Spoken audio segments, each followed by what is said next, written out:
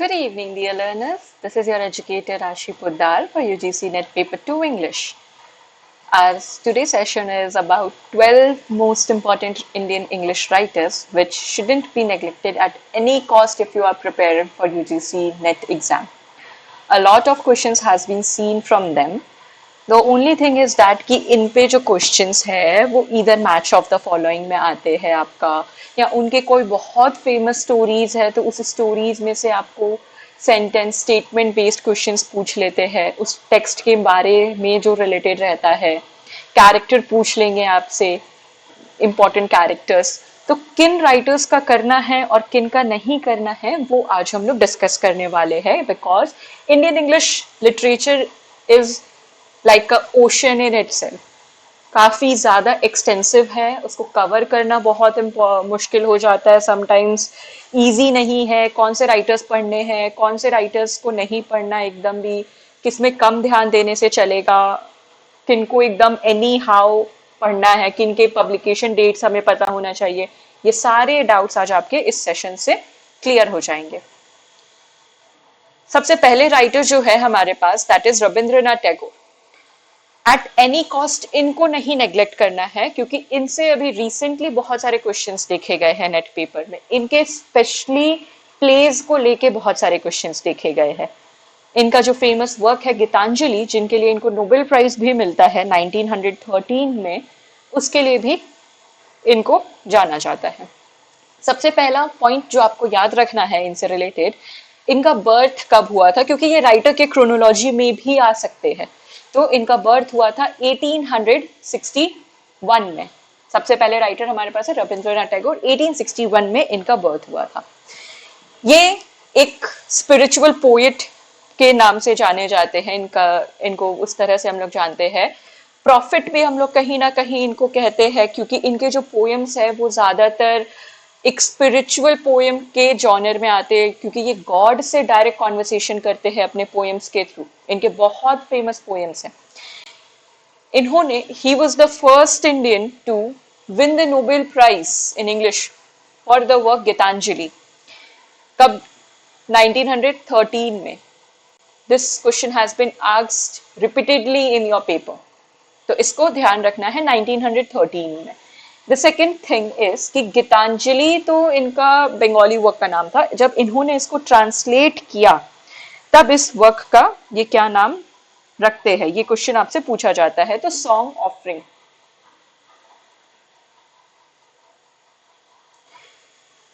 ये याद रहेगा। नेक्स्ट पॉइंट है, he wrote primarily in Bengali में लिखते थे, बट इनको इंग्लिश लैंग्वेज भी आता था। तो बहुत सारे वर्क्स इन्होंने अपने वर्क्स बंगाली के खुद ही इंग्लिश में सेल्फ ट्रांसलेट किए हैं। इनका एक बहुत ही फेमस पोएम है हमारे पास, the child, which was originally written in English, it is not a translation.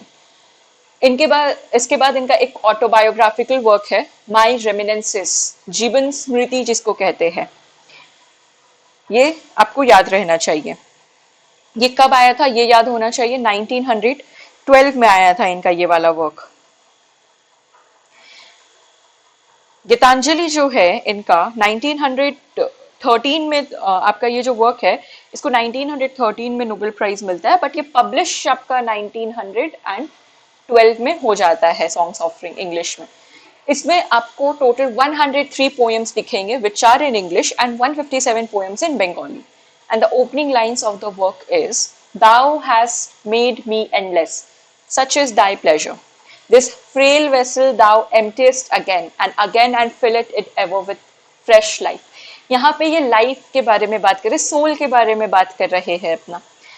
इसका एक बहुत ही इंपॉर्टेंट पॉइंट बनता है, इस पे क्वेश्चन भी बना हुआ है नेट में, कि इसका इंट्रोडक्शन, पर्टिकुलर वर्क गीतांजलि का इंट्रोडक्शन किसने लिखा है। It was W.B. Yeats, इन्होंने इसका इंट्रोडक्शन लिखा है। इस वर्क का ट्रांसलेशन 1912 में आया था गीतांजलि का, एंड उसमें 33 ओरिजिनल पोएम्स थे which were written by Rabindranath Tagore in Bengali. तो उसको ट्रांसलेट करके 33 पोएम्स यहाँ पे लिखे गए थे। अपार्ट फ्रॉम दैट इनके कुछ और वर्क्स है, जैसे कि द रेक, जिसका टाइटल हिंदी में Noukadubi, Gora, the home and the world, that is Ghare Baire, the home coming. कुछ इनके फेमस पोएम्स है, the gardener, the crescent moon, fruit gathering, plays है Chitra, the post office, the cycle of spring, sacrifice. Apart from these इनका एक और poem है जो आपको पता होना चाहिए, दैट इज बान फूल। ये एक नैरेटिव पोएम है।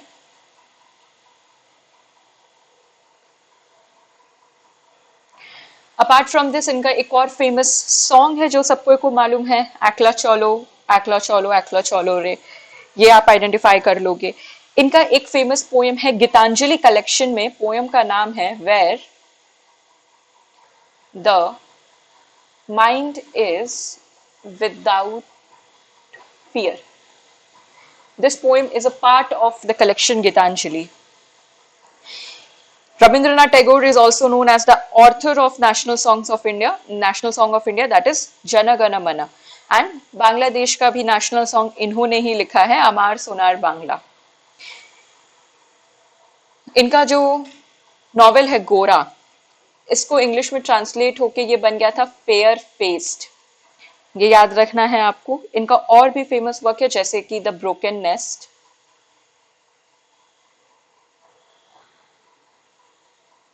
चित्रा इनका वन एक्ट प्ले है, ये याद रखना है।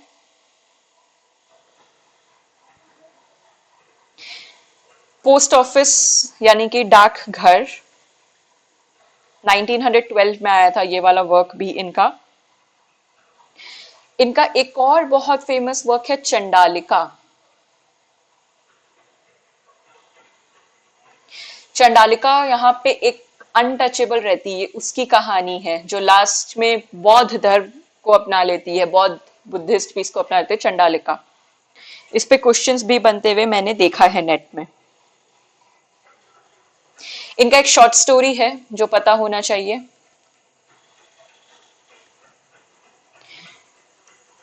शॉर्ट स्टोरी का नाम है भिखारिनी। इनका फर्स्ट शॉर्ट स्टोरी है ये।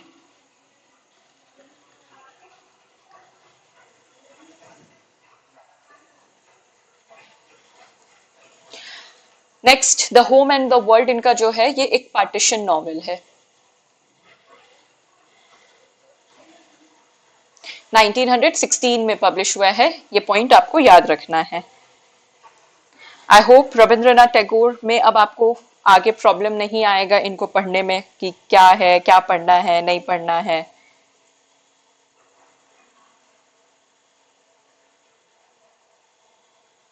नेक्स्ट राइटर जो हम लोग पढ़ेंगे दैट इज मुल्क राज आनंद।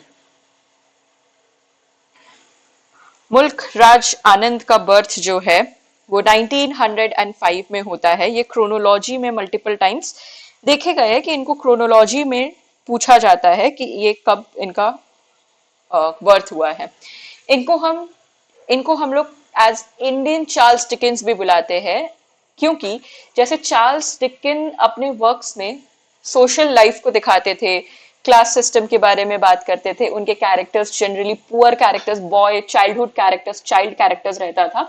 वैसे ही मुल्कराज आनंद के नॉवेल्स में हमें जनरली वर्किंग क्लास के बारे में देखने को मिलता है, लोअर क्लास वुमेन्स के बारे में देखने को मिलता है, चिल्ड्रन कैरेक्टर्स है, इसीलिए इनको हम लोग चार्ल्स डिकेंस ऑफ इंडिया भी बुलाते हैं। He was born in Peshawar and he studied at the Khalsa College, Amritsar.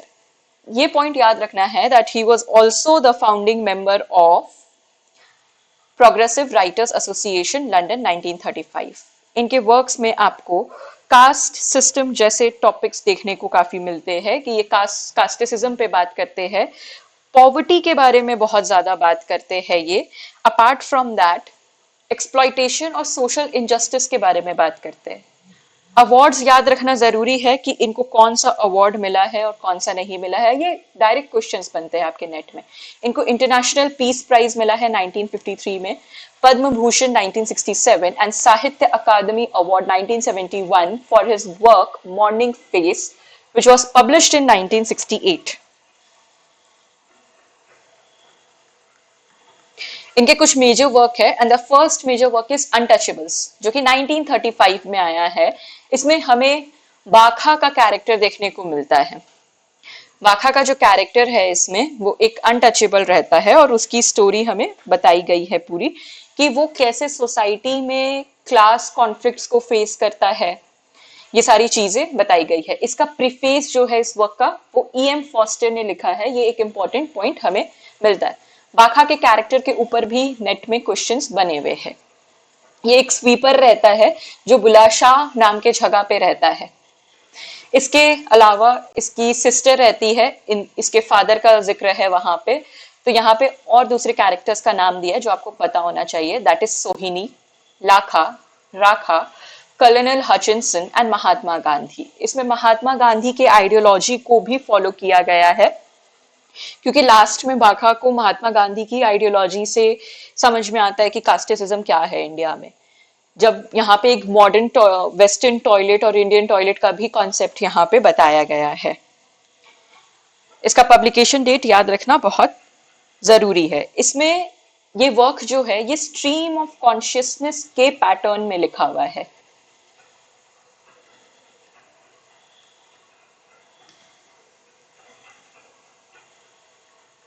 Next important work है इनका कूली 1936, जिसमें हमें मुन्नो की कहानी पता चलती है। Munno is a 14-year-old boy. इस पर्टिकुलर कैरेक्टर को लेके नेट पे क्वेश्चंस बने हुए हैं। And this boy suffers under capitalism and dies of tuberculosis. उसकी कहानी है ये। यहाँ पे इंडस्ट्रियल और कॉलोनियल एक्सप्लॉयटेशन के बारे में क्लियरली बात होता है कि पॉवर्टी कैसे इंडिया में आया। नेक्स्ट इंपॉर्टेंट वर्क है इनका two leaves and a bird 1937 का वर्क है। अगर आप देखोगे तो इनके वर्क्स क्रोनोलॉजी में ही ऑलरेडी दिए। जनरली स्टूडेंट्स का ये बहुत क्वेश्चन रहता है कि मैम क्रोनोलॉजी के वर्क्स को कैसे याद करें, राइटर्स को क्रोनोलॉजिकली कैसे याद करें, वर्क्स को क्रोनोलॉजिकली कैसे करें। It is very tough. कैसे होगा कैसे होगा? The simplest way to do that is कि आप पढ़ो ही क्रोनोलॉजी में। If you are studying Indian contemporary writers, make a list of those writers, arrange them in the chronological order, और उनके सब जॉनर में उनका जो वर्क्स आप लिखोगे उसको भी आप क्रोनोलॉजी में ही अरेंज करके पढ़ो। You might not remember the date exactly, but you will remember which work you have studied first, and then after the second and third and fourth. ये याद रह जाता है। ये हमारा माइंड का एक बहुत ही ब्यूटीफुल चीज है। तो इसीलिए आपको क्रोनोलॉजी हमेशा वैसे ही करना है। Two leaves and a bird जो है ये 1937 का वर्क है। It is set in Assam tea plantation. Assam tea plantation में इसका सेटिंग किया गया है। वहां से जो लेबर्स है उनकी लाइफ बताई गई है। Gangu is the name of the peasant who is skilled while protecting his daughter from a British officer. ये कैरेक्टर अगेन नेट में पूछा गया है। Now, this Gangu is brutally exploited in a tea plantation and killed by a British official who tries to rape his daughter.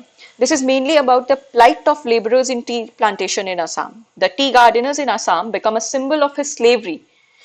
ये जो characters है वहां पे स्लेवरी को दिखा रहे हैं कि कैसे कोलोनियल पीरियड में स्लेवरी प्रैक्टिस किया जाता था।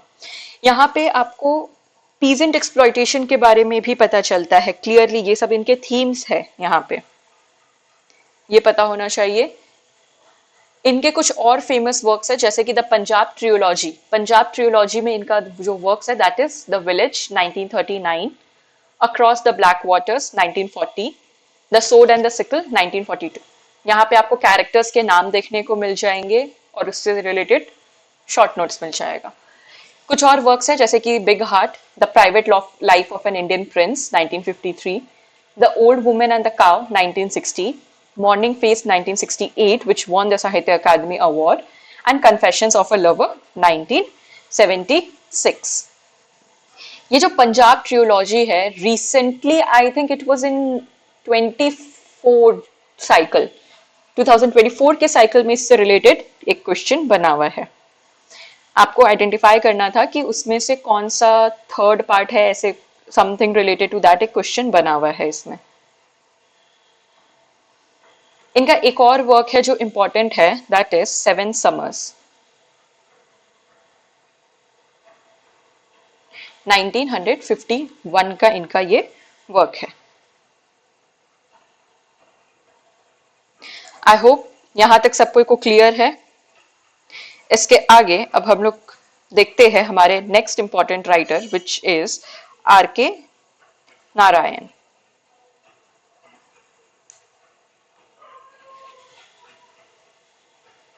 Most asked writer in paper.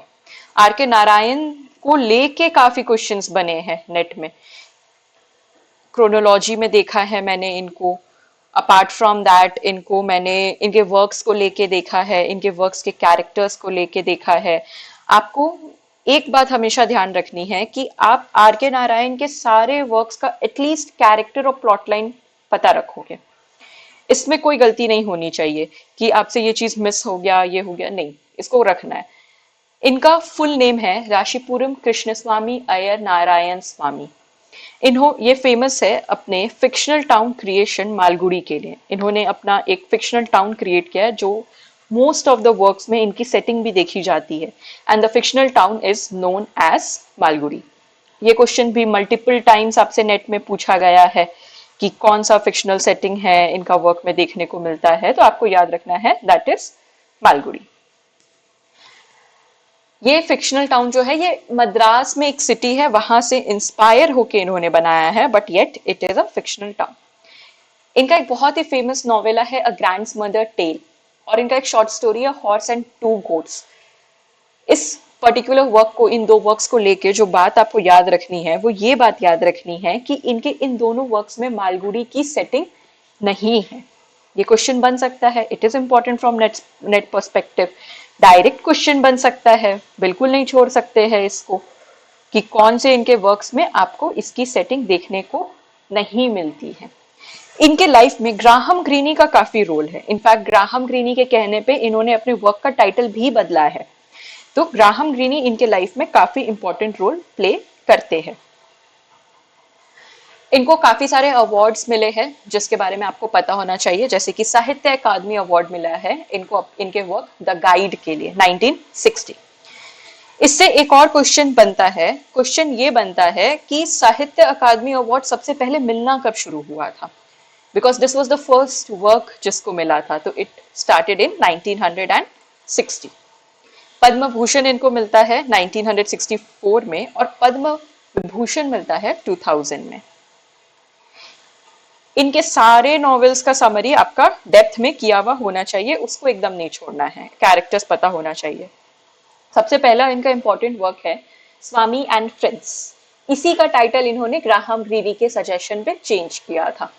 इसका ओरिजिनल टाइटल था स्वामी द टेट, पर ग्राहम ग्रीनी ने बोला कि ये चीज सुन के तो मेरे को काफी ये लग रहा है कि this is a story about Swami, just the protagonist Swami and not his friends. जिसका सजेशन मान के, फिर ग्राहम ग्रीनी का सजेशन मान के इन्होंने ये टाइटल स्वामी एंड फ्रेंड्स के नाम से किया. स्वामी जो है एक स्कूल में पढ़ता था and the name of the school was Albert mission school, और वहां पे ये एक क्रिकेट क्लब भी फॉर्म करता है मालगुड़ी क्रिकेट क्लब के नाम से. ये दोनों क्वेश्चंस नेट में पूछे गए हैं, आपके डायरेक्ट क्वेश्चन पूछा गया है. आपको पीवाईक्यूज किस पैटर्न में आए हैं ये बताने का सिर्फ और सिर्फ एक ही हमारा पॉइंट ऑफ व्यू रहता है कि आप समझो क्वेश्चन किस पैटर्न में बन रहे हैं, क्वेश्चन किस तरह से बन सकते हैं, आपको कोई भी राइटर में किस तरह से पढ़ना है. ऐसा नहीं कि सारी चीजें पढ़ लिए और उसमें से क्वेश्चन ही नहीं बना और इंपॉर्टेंट पॉइंट्स छोड़ दिया और उसमें से क्वेश्चन आ गया, फिर तो ये बहुत बड़ा प्रॉब्लम वाला बात हो जाएगा. इसीलिए ये ध्यान रखना है आपको. इसमें और भी कैरेक्टर्स हैं जैसे कि सोमू, मानी, शंकर, राजम, सैम्यूल जिसको हम लोग पी के नाम से भी बुलाते हैं, PEAP. इसमें हमें यूथ के थीम्स, कोलोनियलिज्म के थीम्स, एजुकेशन को काफी ज्यादा वेटेज दिया गया है. ये सारी चीजें देखने को मिलती है.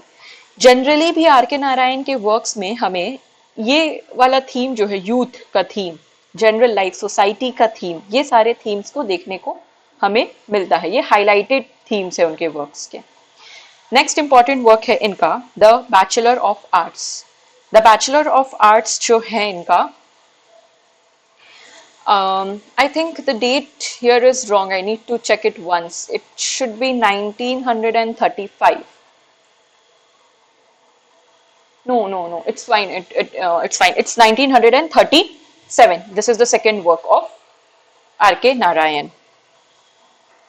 बैचलर ऑफ आर्ट्स में जो है ये इसमें प्री इंडिपेंडेंस के टाइम की स्टोरी बताई जाती है। द इंग्लिश टीचर 1945 का इनका वर्क है।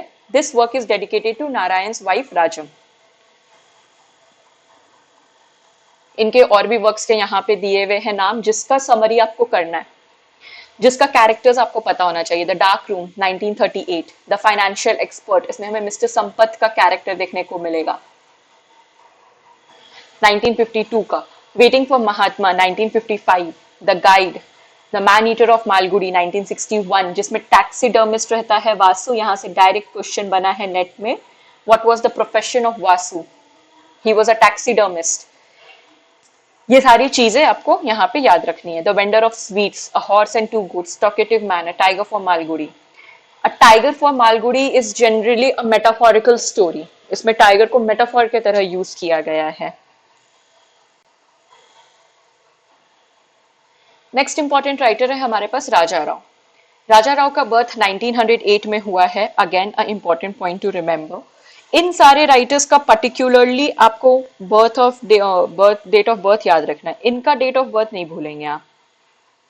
इनका सबसे फेमस वर्क है कांथापुरा,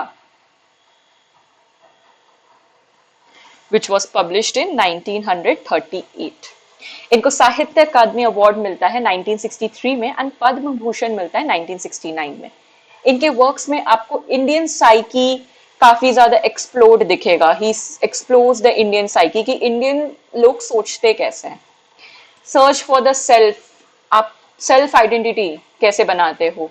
इनका एक वर्क भी है जिसमें the serpent and the rope, जिसमें ये बताते हैं कि इंडियन रिलीजन जो है हमारा, उसमें आपको एक सेल्फ आइडेंटिटी क्रिएट करने को मिलता है। वहां पे वो western culture and Indian culture का एक क्लैश दिखाते हैं हमें, दो कैरेक्टर्स हस्बैंड एंड वाइफ के थ्रू, जहां पे वो बोलते हैं कि एक आइडेंटिटी क्राइसिस में इसीलिए चला गया है because that person follows western culture, और जो इंडियन कल्चर से आज भी इंटैक्ट है, that person is never in chaos.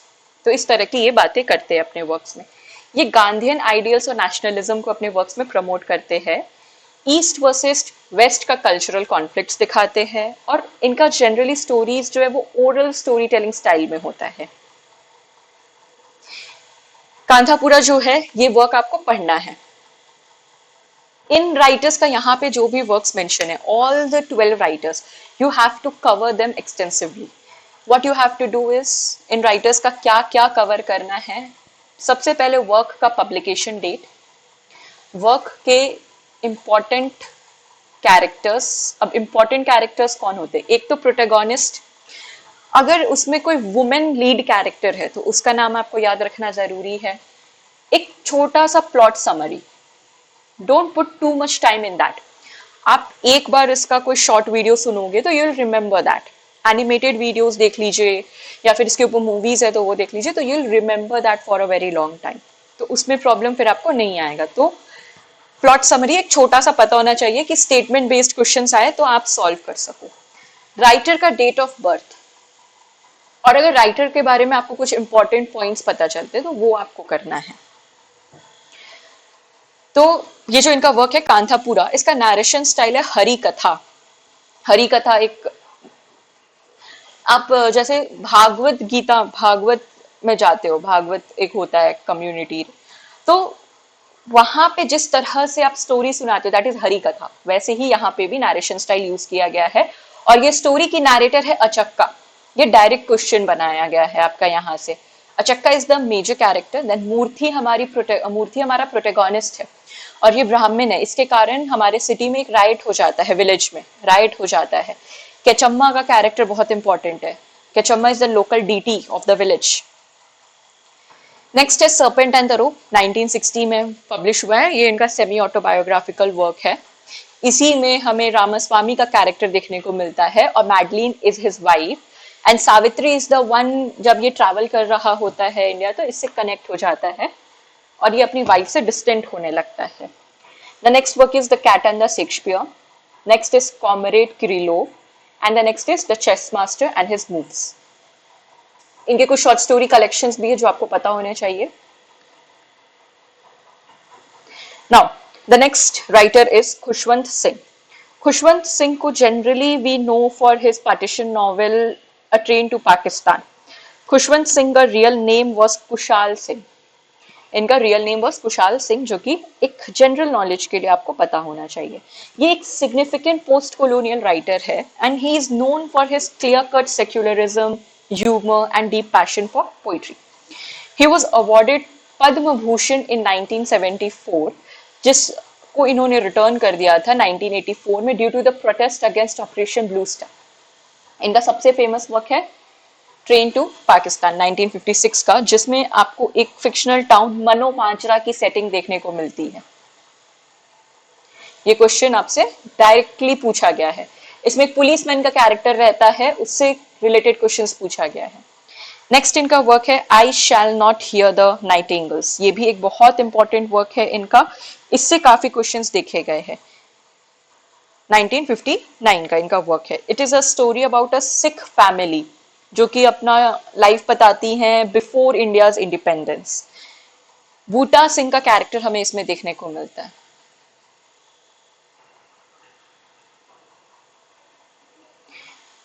Delhi 1990 का इनका एक नॉवेल है truth, love and little malice. इनका एक ऑटोबायोग्राफिकल वर्क है. बरियल एट द सी 2004 का इनका वर्क है. ट्रेन टू पाकिस्तान एक हिस्टोरिकल पार्टीशन और हिस्टोरिकल नॉवेल है, ये बात आपको याद रखनी है. Partition and historical novel.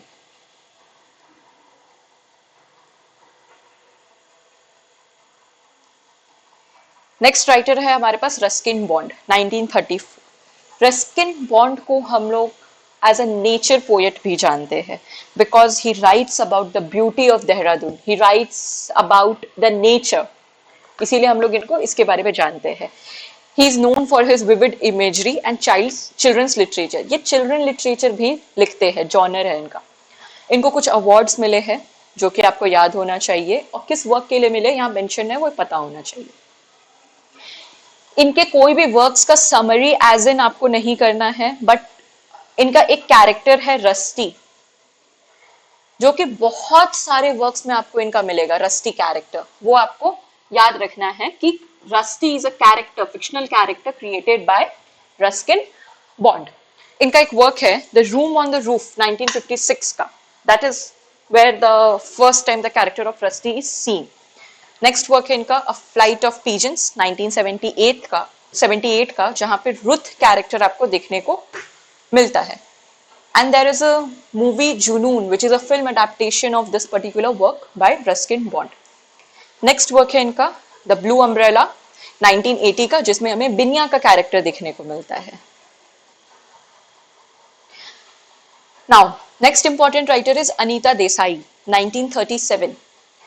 इनके वर्क्स में आपको cultural identity, psychological isolation, family and gender roles, alienation, displacement, spiritual quest जैसे थीम्स देखने को मिलेंगे. इनके वर्क्स में आपको कोलकाता की सेटिंग बहुत ज्यादा देखने को मिलेगी. ज्यादातर इनका ये ह्यूमन रिलेशनशिप को एक्सप्लोर करती हैं, ट्रेडिशन वर्सेस मॉडर्निटी के बारे में बात करती हैं, रिच डिस्क्रिप्टिव लैंग्वेज के बारे में बात करती हैं, स्ट्रीम ऑफ कॉन्शियसनेस टेक्निक में लिखती हैं काफी. इनके जो वर्क्स है इनको जो अवार्ड्स मिला है वो यहाँ पे मेंशन्ड है. इनको बुकर प्राइज कभी नहीं मिला. She was just shortlisted 3 times for the Booker prize. किन किन वर्क्स के लिए किया था ये याद रखना जरूरी है. इनके कुछ मेजर नॉवेल्स है जैसे कि cry the peacock. Now again Anita Desai के नॉवेल्स के समरी आपको पता होना चाहिए, कैरेक्टर्स पता होना चाहिए. यहाँ से मल्टीपल टाइम्स क्वेश्चन बनता है. इनको मैच द फॉलोइंग में बहुत ज्यादा देखा गया. तो इनका फर्स्ट वर्क है क्राई द पिकॉक 1963 का, जिसमें stream of consciousness technique use किया गया है. Voices in the city 3 siblings की कहानी है ये. निरोध, मोनिशा, अमला. ये लोग यहाँ पे इसको सिटी ऑफ काली भी बुलाते हैं, which is also known as destroyer. तो ये लोग कोलकाता सिटी को डिस्ट्रॉयर ऑफ देयर हैप्पीनेस देखते हैं. मोनिशा जो है इसमें वो सुसाइड भी कर लेती है फिर.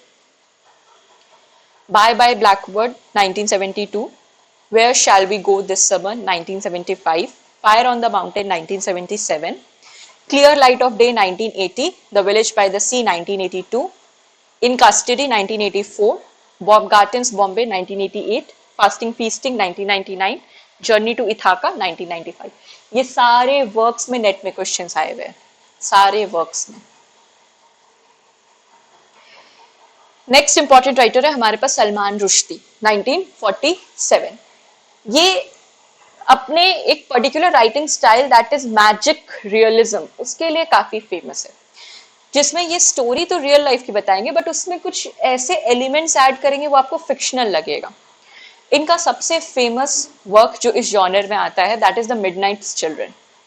उसमें पूरे इंडिया की कहानी है before the independence till post independence.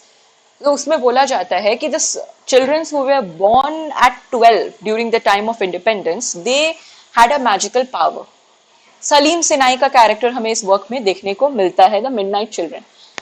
Father of magical realism is Gabriel Garcia Marquez. Now, this is a general confusion which I've seen among people.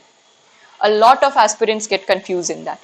Salman Rushdie was a practitioner of magic realism. He was not the father. The father of magical realism was Gabriel Garcia Marquez. इनका सबसे controversial work है The Satanic Verses 1988 में, जिसके कारण Muslim community काफी ज्यादा प्रवोक हो गई थी। इनको the Booker prize for fiction मिला है 1993 में। प्राइजेस अगेन इनके याद रखने। इनके वर्क्स जो है उसमें से आपको ऑलमोस्ट सारे वर्क्स का एक कम से कम एक शॉर्ट समरी पता होना चाहिए जिसको आप कवर करोगे, बट बस short summary, nothing much. Midnight children I would suggest read it क्योंकि इसमें से क्वेश्चंस बनते हैं, बनते रहेंगे। Character, statement based, publication date, ये सब बनता है इसमें से। यहाँ पे इनके और कुछ फेमस वर्क्स के नाम दिए हुए हैं। Next writer is Amitabh Ghosh. NFT इसके आगे आई एम राइटिंग। नेट, इनको जैसे कि कोई बच्चा किसी कैंडी के लिए एक्साइटेड रहता है, नेट इनसे क्वेश्चंस देने के लिए एक्साइटेड रहता है। इनके सारे वर्क्स को कवर करना है, इनका कोई भी वर्क नहीं छोड़ना है। He is a Bengali author and a literary critique. इनको कॉमनवेल्थ प्राइज भी मिलता है बट ये रिफ्यूज कर देते हैं। साहित्य अकादमी अवार्ड मिलता है इनके वर्क द शैडो लाइन के लिए। अर्थर सी क्लार्क प्राइज मिलता है द कैलकाटा क्रोमोसोम के लिए। ये इंडियन लाइफ को काफी ज्यादा एक्सप्लोर करते हैं अपने वर्क्स में। इनके ये सारे फेमस वर्क्स है, ये सारे वर्क्स के बारे में आपको पता होना चाहिए। नेक्स्ट है अरुंधति रॉय 1961। अरुंधति रॉय के वर्क्स में से दो इंपॉर्टेंट वर्क्स है जिसमें से डेप्थ क्वेश्चन बनता है, god of small things and the low land. No, the low land is not hers, the god of small things. एक तो इनका ये वर्क है, इससे बहुत ज्यादा क्वेश्चन बनता है। इसमें हमें ट्विन कैरेक्टर्स देखने को मिलता है एस्था एंड राहेल का। इनकी मदर रहती है अम्मू और यहाँ पे एक हमारे पास लो कास्ट कैरेक्टर, अनटचेबल कैरेक्टर रहता है जो जिससे एस्था एंड राहेल काफी कनेक्टेड रहते हैं एंड अम्मू। बट इनकी जो ग्रैंड मदर रहती है बेबी अचम्मा, वो काफी ज्यादा इन सबसे हेट करती है। 3 जनरेशन की स्टोरीज है। ये वाला नॉवेल मस्ट रीड है। यहाँ पे इनका ये वर्क्स दिया हुआ है। इनका सबसे एक और फेमस वर्क है the algebra of infinite justice 2002 का। The next writer is Kiran Desai. She is the daughter of Anita Desai. इनका फेमस वर्क है Hullabaloo in the Guava Orchard 1998 का। It is set in the Indian village of Shahkot in Punjab. ये सब पता होना चाहिए इनके बारे में। इनहेरिटेंस ऑफ लॉस, ये वर्क आपको पढ़ना है इनका। इनहेरिटेंस ऑफ लॉस के बारे में एक शॉर्ट समरी आपको पता होना चाहिए। डॉग का नाम था मुट, जो कि पता होना चाहिए। And the last writer is Jhumpa Lahiri 1967. इनके ये दो works, the name sec and the low land, is very important. इससे काफी क्वेश्चंस बने। इनको कौन सा प्राइज मिला है इसके ऊपर काफी क्वेश्चंस बने हुए हैं। मैच द फॉलोइंग में इंटरप्रेटर ऑफ मैलेडीज, अनअकस्टम्ड अर्थ, तो इनको कवर करना है। Now, these are the 12 most important writers which you cannot leave at any cost. कैसे भी हो, you have to cover them.